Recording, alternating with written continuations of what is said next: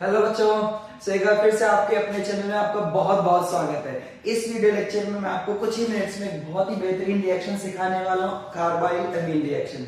बच्चों, ये amines chapter की एक बहुत ही बेहतरीन रिएक्शन है जिसको कहीं ना कहीं हम डिस्टिंग्विश टेस्ट के तौर पर भी यूज करते हैं। इसकी डिटेल समझते हैं और चेक करते हैं इसके अंदर क्या कुछ बनता है विद मैकेनिज्म। आइए स्टार्ट करते हैं। तो देखो, कार्बाइल अमीन रिएक्शन में होता क्या है नॉर्मली, प्राइमरी, ठीक है, प्राइमरी अमीन्स होते हैं, ठीक, प्राइमरी अमीन्स।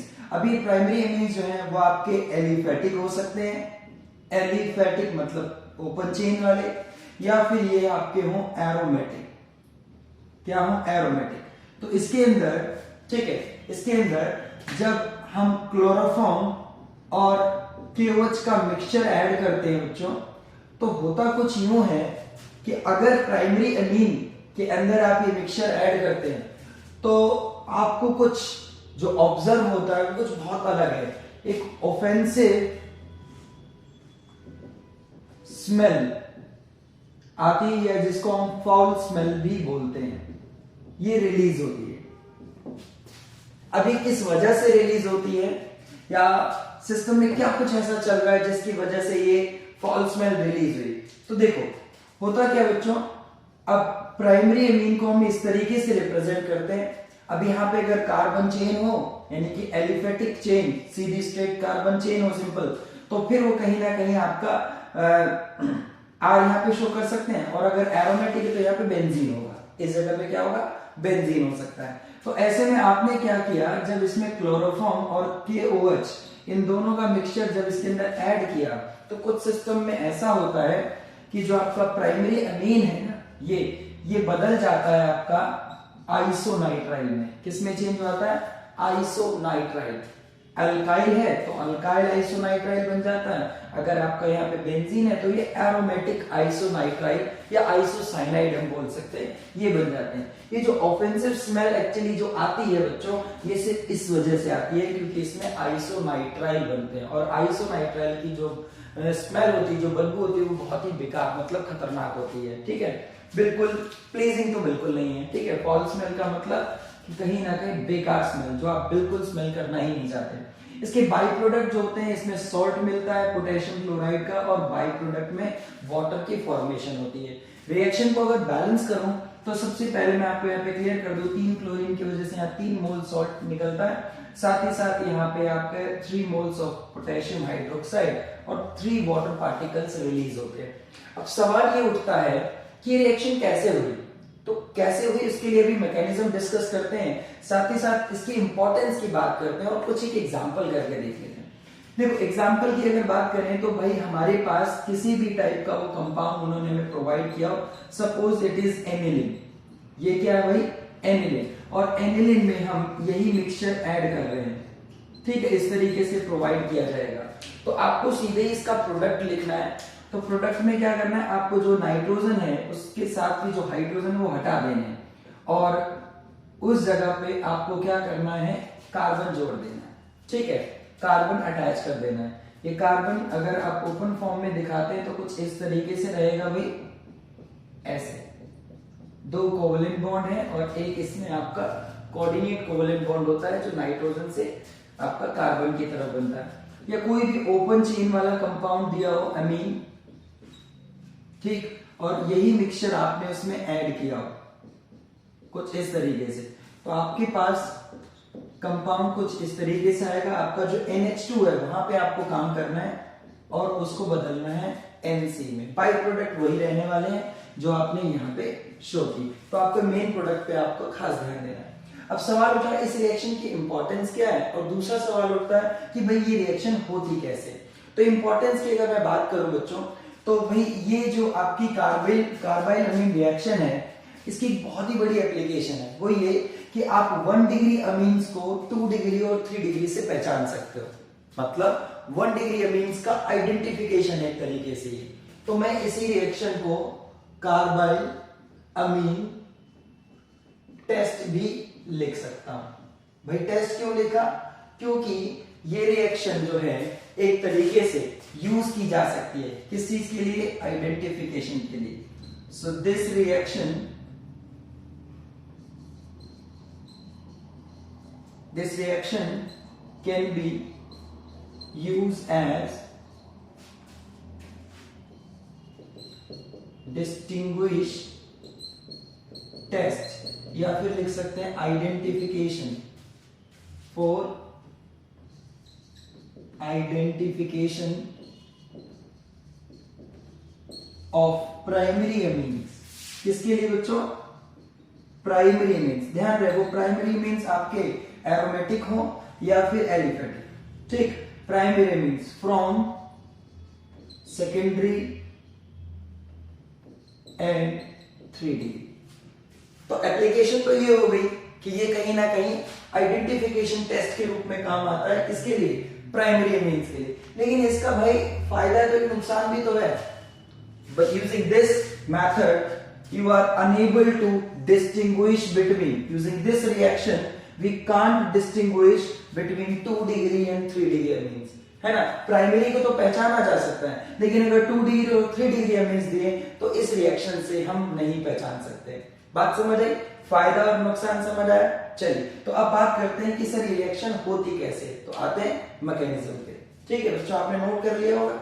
तो मैं ये ऊपर वाला हिस्सा यहां से हटा देता और देखते हैं कि ये आइसोनाइट्राइल बनते कैसे हैं, जिसकी वजह से ये ऑफेंसिव स्मेल ऑब्जर्व होती है। तो भाई ध्यान से अगर देखें यहां पे, तो बच्चा पार्टी ध्यान से अगर चेक करें तो नॉर्मली हमारे सिस्टम में 3 चीजें हैं। एक तो भाई अमीन है, ठीक, साथ ही साथ क्लोरोफॉर्म हमने डाला हुआ है और पोटेशियम हाइड्रोक्साइड। तो ध्यान से देखना, अभी आपस में ऐसी क्या खिचड़ी तीनों पकाते हैं जिसकी वजह से ये कंपाउंड बना। तो हुआ यूं कि अगर हम ध्यान से देखें इस क्लोरोफॉर्म को, तो बच्चों ये क्लोरोफॉर्म को मैं ओपन फॉर्म में इस तरीके से लिख रहा हूं, इसको ओपन चेन फॉर्म में ऐसे लिख देता हूं। तो हुआ यूं कि कार्बन के साथ ये तीन जो आपके क्लोरीन जोड़ेंगे कार्बन से काफी इलेक्ट्रॉन डेंसिटी अपनी तरफ खींच लेते हैं, और कार्बन बेचारा क्या होता है, इलेक्ट्रॉन डेफिशिएंसी फील करता है, जिसकी वजह से वो क्या करता है, वो इससे इलेक्ट्रॉन खींचने लगता है। और ऐसे में जो ये आपका हाइड्रोजन है ना, ये एसिडिक हाइड्रोजन है एक तरीके से। कैसा है? एसिडिक प्रोटॉन कह सकता हूं मैं इसे। और जो KOH है ये क्या करेगा, OH रिलीज करता है। तो ये OH माइनस जो आया, ये कहां से आया बच्चे? ये आया है KOH से। तो हुआ यूं, रिएक्शन में कुछ इस तरीके से सबसे पहले ये OH माइनस इस प्रोटॉन को खींच लेता है। ध्यान से देखिए, इस प्रोटॉन पे अटैक करता है। अब प्रोटॉन पे जैसे ही अटैक करेगा तो OH और यहां से H प्लस क्या रिलीज होगा बच्चों? वाटर निकलेगा। ठीक, ध्यान देना। तो इस कार्बन पे आ जाता है माइनस चार्ज और तुरंत यहां से एक क्लोरीन इलेक्ट्रॉन लेकर के भाग जाता है। मतलब क्लोरीन जो है वो Cl माइनस फॉर्म में, क्लोराइड फॉर्म में, ये जो पोटेशियम बचेगा, OH तो वही आ गया, तो पोटेशियम के साथ पोटेशियम और यहां से chlorine as a by product निकल गया। अब आपके सिस्टम में क्या बचा? आपके सिस्टम में बचा एक कार्बन जो कि इधर से तो रिच हुआ, उधर से डेफिशिएंट हुआ, तो न्यूट्रल हो गया। तो एक कार्बन के साथ 2 क्लोरीन है, बट इस कार्बन पे कोई चार्ज नहीं है, लेकिन उसके 2 इलेक्ट्रॉन फ्री हैं, है ना भाई। देखो 4 कार्बन के 4 इलेक्ट्रॉन थे, एक तो इधर क्लोरीन से जुड़ा है, इधर भी क्लोरीन से जुड़ा है, और यहाँ पे एक पेयर इलेक्ट्रॉन फ्री है। तो जिसको हम क्या नाम देते हैं, ये है आपका डाइक्लोरोकार्बीन। एक तरीके का इंटरमीडिएट होता है, कार्बीन बोलते हैं इसको, ठीक है, कार्बीन। अब क्या हुआ कि जो कार्बन है, इसमें कार्बन के टोटल 6 इलेक्ट्रॉन ही पूरे हैं। मतलब ये इलेक्ट्रॉन डेफिशिएंट स्पीशीज है। कैसी इलेक्ट्रॉन डेफिशिएंट स्पीशीज बनी है। अब कभी कोई पूछे कि कार्बाइल रिएक्शन में इंटरमीडिएट क्या बना, तो ये डाइक्लोरोकार्बीन बनता है, और ये एक इलेक्ट्रोफाइल की तरह काम करता है। भाई कैसा काम करता है? भाई इलेक्ट्रॉन की कमी है तो कैसा काम करेगा? इलेक्ट्रोफाइल। तो आपने क्या देखा कि क्लोरोफॉर्म और पोटेशियम हाइड्रोक्साइड आपस में मिलके सबसे पहले क्या प्रोड्यूस कर रहे हैं? यस, डाइक्लोरोकार्बीन CCl2 फॉर्म करते हैं, जो कि क्या है? एक इलेक्ट्रोफाइल। आया समझ? अब इलेक्ट्रोफाइल बेचारा चाहेगा कि इसको कोई इलेक्ट्रॉन रिच स्पीशीज मिले जो इसकी जो डेफिशिएंसी है उसको बैलेंस करे। तो बिल्कुल कौन इंतजार कर रहा है इसका? अमीन, प्राइमरी अमीन रिएक्शन मिक्सचर में पड़ा हुआ है जो इसका इंतजार कर रहा है। तो देखिए जरा, हुआ ये कि प्राइमरी अमीन में नाइट्रोजन के पास एक इलेक्ट्रॉन पेयर होता है और ये जो आपका कार्बन है, इलेक्ट्रॉन अनपेयर है तो, लेकिन फिर भी कमी है, 6 इलेक्ट्रॉन पूरे हैं भाई। तो ये क्या करेगा, ये इस तरीके से इलेक्ट्रॉन अपने एक इलेक्ट्रॉन पेयर के थ्रू इसको खींच लेता है, इसको शेयर करता है, इसके साथ इलेक्ट्रॉन शेयर करता है।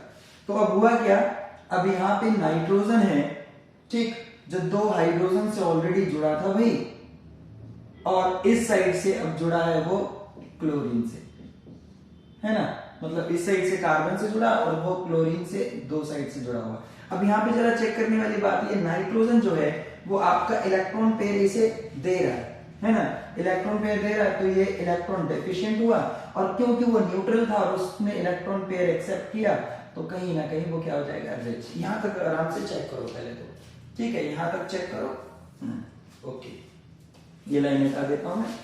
हाँ जी, यहां तक देख लिया आपने। सो अब देखो आगे, अब क्या होने वाला है आगे, देखो देखो देखो।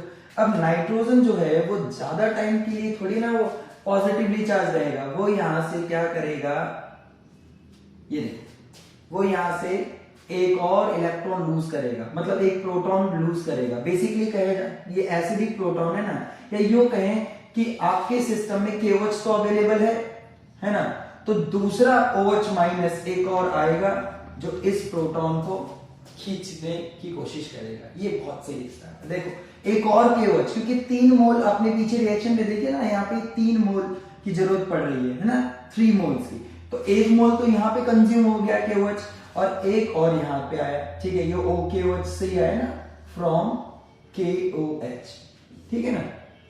तो अब क्या हुआ, तो यहां से OH और ये H+ एक और वाटर फॉर्म करेगा, साइड हुआ। अब जरा ध्यान देना, अब ये नाइट्रोजन हो गया बैलेंस, नाइट्रोजन हो गया न्यूट्रल, लेकिन ध्यान देना, ये हम ऐसे कर सकते हैं, ये देखो इस तरीके से, ये नाइट्रोजन बैलेंस हुआ, लेकिन इसने इलेक्ट्रॉन पेयर जो ये वाला था उसको सब्स्टिट्यूट किया।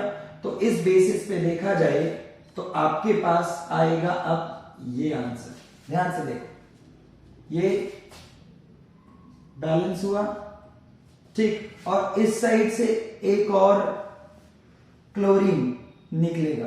क्लोरीन क्या होगा, सब्स्टिट्यूट होगा, क्योंकि साइड में एक के भी तो पड़ा हुआ है ना, KOH से OH ये रहा, के साथ कौन निकलेगा, क्लोरीन। तो आपके सिस्टम में देखो क्या है, आपके सिस्टम में आया C और एक Cl, ठीक है, इस तरीके से, और ये वाला आप पे चार्ज इस पे एज इट इज रहेगा, ये चार्ज एज इट इज रहेगा, ध्यान से देखो, है ना। उधर से भाई लॉस हुआ, इधर से गेन हुआ, तो charge as it is maintain रहेगा। इधर से क्या हुआ, इसने इसके साथ शेयरिंग कर रखी है, मतलब अभी भी इस पे डेफिशिएंसी रहेगी। चेक करो इसको एक बार। हाँ बच्चों, तो यहां तक सबने चेक कर लिया। अब देखो आगे क्या हुआ। तो अभी तक हमने एक KOH यहां यूज किया, ठीक है, दूसरा KOH यहां यूज किया, अब एक और बैलेंस रिएक्शन में 3 मोल थे ना KOH के। अब जरा देखो, अब इस वाले केस में फिर से एक और OH माइनस आएगा, ठीक है, यानी कि फ्रॉम KOH एक और मॉलिक्यूल, ठीक। तो अब आप देख रहे हो ना, यहाँ पे ये रहा ना प्रोटॉन, इस प्रोटॉन को लेने के लिए आएगा, इस प्रोटॉन को, तो ये कहीं ना कहीं बॉन्ड ऐसे करके टूटेगा। अब नाइट्रोजन का चार्ज बैलेंस हो जाएगा, और ये H+ जो यहां से निकलेगा इस OH के साथ वाटर बना देगा। साथ ही साथ फिर से देखिए, इसके पास एक पोटेशियम अभी बचा हुआ, सिस्टम में पोटेशियम है, तो वो पोटेशियम यहां से इसको भी लेके जाएगा, ठीक। तो यहाँ पे फिर से एक और मोल ACl निकलेगा, तो 3 वाटर पार्टिकल्स रिलीज हो गए, 1 2 और 3, ऐसे 1 2 और 3 KCl, ठीक है। रिएक्शन से आपको समझ आया, बैलेंस रिएक्शन पीछे लिखी थी हमने।